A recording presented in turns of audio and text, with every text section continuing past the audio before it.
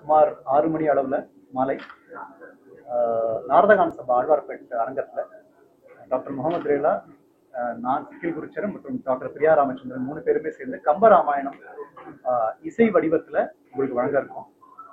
தமிழ் அந்த கம்பராமாயணத்தை தமிழ்ல சொல்லிட்டு அதோடைய ஆங்கிலத்தில் அதோடைய அர்த்தத்தை சொல்லி கர்நாடக ராகங்கள் மூலமாகவும் என்னோட சேர்ந்து முடிகொண்டான் ரமேஷ் அவர்கள் வீணை வாசிக்க, தீபக் பரமேஸ்வரன் அவர்கள் சாரங்கி இசைக்க. ஏன்னா சாரங்கியும் கர்நாடக சங்கீதத்தையும் ரொம்ப ரேரா தான் உள்ள வருது. ஸோ இந்த மாதிரி ஒரு புதுமையான ஒரு நிகழ்ச்சியை உங்களுக்காக வழங்க போறோம். எல்லா இசை ரசிகர்களும் தமிழ் ஆர்வலர்களும் அண்ட் இங்கிலீஷ்ல கம்பராமாயணத்துடைய டிரான்ஸ்லேஷன் கேட்கணும்னு ஆசைப்படுறவங்களும் இந்த நிகழ்ச்சிக்கு வரணும்னு நாங்கள் தாழ்மையாக கேட்கிறோம்.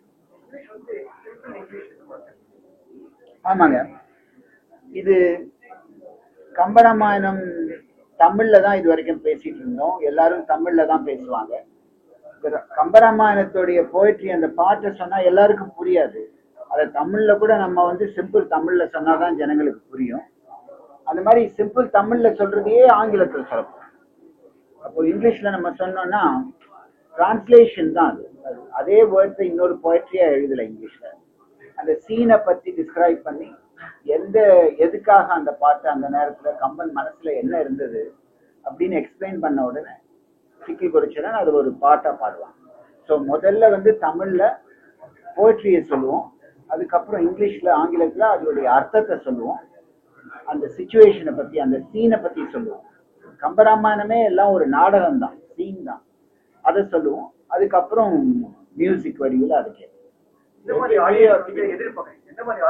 ஃப்ரீ என்ட்ரி தான், எல்லா ஆடியன்ஸும் வரணும்னு தான் இது ஆல் ஆர் வெல்கம். கர்நாடக இசை ரசிகர்கள், தமிழ் ஆர்வலர்கள், அப்புறம் ஆங்கிலத்துல கம்பரை கேட்கணும்னு ஆசைப்படுறவங்க அத்தனை பேரும் வரதுக்கு வாய்ப்பு இருக்கு, வந்து ரசிக்கிறதுக்கு வாய்ப்பு இருக்கு.